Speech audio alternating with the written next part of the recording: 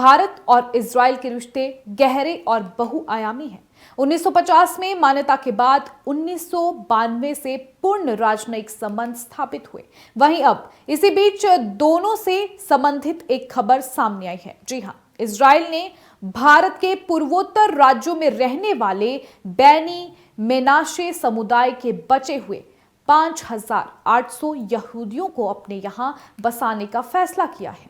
इन्हें अगले 5 साल में इजराइल ले जाया जाएगा। ज्यूइश एजेंसी फॉर इजराइल के मुताबिक सरकार ने रविवार यानी 23 नवंबर को इस प्लान को मंजूरी दी है।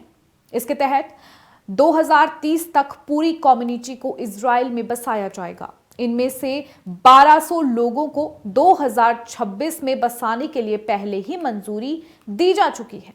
ये वे लोग हैं जिनके करीबी रिश्तेदार पहले से इजराइल में बस चुके हैं। 2005 में इजराइल के धार्मिक गुरु श्लोमो अमार ने इस समुदाय को इजरायली मूल के लोगों की मान्यता दी थी।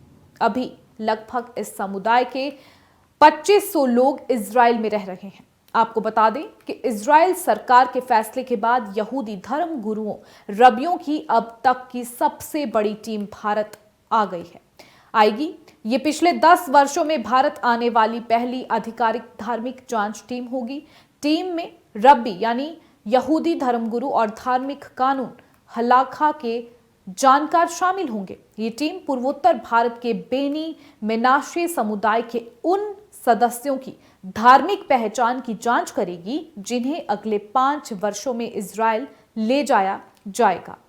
इजराइल में बसने से पहले बेनी मेनाशे समुदाय के लोगों को धार्मिक इंटरव्यू, पहचान की पुष्टि और धार्मिक प्रक्रियाओं की औपचारिकता से गुजरना होता है। रबी टीम समुदाय के अलग अलग गांव और इलाकों में जाएगी, धार्मिक परंपराओं और जीवन शैली की जांच करेगी। ये टीम हर परिवार का व्यक्तिगत इंटरव्यू करेगी।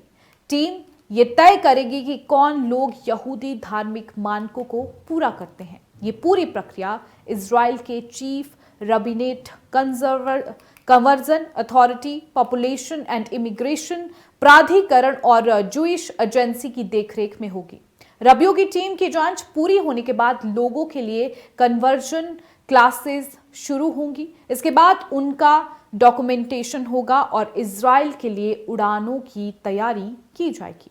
इन पूरे कामों के लिए इजराइल सरकार ने करीब 90 मिलियन शेकेल लगभग 240 करोड़ रुपए का बजट भी मंजूर किया है। ऐसे में अब सबसे बड़ा सवाल यह है कि आखिर ये यहूदी कब और कैसे भारत आए। अब इसके बारे में आपको बताएंगे, ग्राफिक के जरिए से समझेंगे। तो बता दें, भारत में यहूदी समुदाय लगभग 2000 साल पहले पहुंचा था। सन 1770 ईस्वी में रोमन साम्राज्य ने यरूशलेम का दूसरा मंदिर तोड़ दिया था। इसके बाद बड़ी संख्या में यहूदी अपनी जमीन छोड़कर अलग अलग देशों में बसने लगे। इन्हीं में से कुछ समुद्री रास्ते से केरल पहुंचे और कोचीन में बस गए। भारत में यहूदियों की ये सबसे पुरानी बस्ती मानी जाती है। 18वीं और 19वीं सदी में इराक और सीरिया क्षेत्र से कई यहूदी परिवार भारत आए। इन्हें बगदादी यहूदी कहा जाता है। ये मुख्य रूप से मुंबई, कोलकाता और पुणे में बसे और व्यापार में सक्रिय रहे। मणिपुर और मिजोरम में रहने वाला बेनी मेनाशे समुदाय दावा करता है कि वे प्राचीन इजराइल की मेनाशे जनजाति के वंशज हैं। इतिहासकारों के अनुसार ये समुदाय पिछले 300 से 500 साल में भारत आया होगा। अब अगला सवाल यह है कि आखिर यहूदी भारत क्यों आए। तो बता दें कि यहूदियों का भारत तक आना कई सदियों तक हुए हमलों और जबरन विस्थापन का नतीजा था। 722 ईसा पूर्व में असीरिया साम्राज्य ने नॉर्थ इजराइल पर हमला किया और 10 जनजातियों को वहां से निकाल दिया। 586 ईसा पूर्व में बाबिलोन साम्राज्य ने यरूशलेम का पहला मंदिर तोड़ा और लोगों को बंदी बनाकर बाबिलोन में ले गए। 70 ईस्वी और 135 ईस्वी में रोमन साम्राज्य ने दूसरा मंदिर नष्ट किया और यहूदियों को अलग अलग देशों में बिखेर दिया।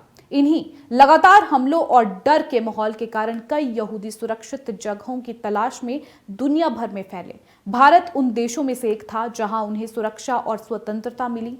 अब अगला और आखिरी सवाल यह है कि आखिर इजराइल और भारत के रिश्ते कैसे हैं? तो बता दें कि भारत और इजराइल के रिश्ते गहरे और बहुआयामी हैं। 1950 में मान्यता के बाद 1992 से पूर्ण राजनयिक संबंध स्थापित हुए। रक्षा क्षेत्र में भारत इजराइल का सबसे बड़ा खरीदार है, जिसमें मिसाइल, ड्रोन और खुफिया साझा शामिल है। 2025 में रक्षा MOU, कृषि समझौता और द्विपक्षीय निवेश संधि पर हस्ताक्षर हुए।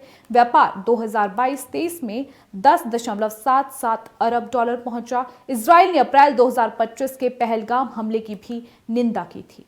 कुल मिलाकर देखा जाए तो दोनों में रणनीतिक साझेदारी बढ़ रही है।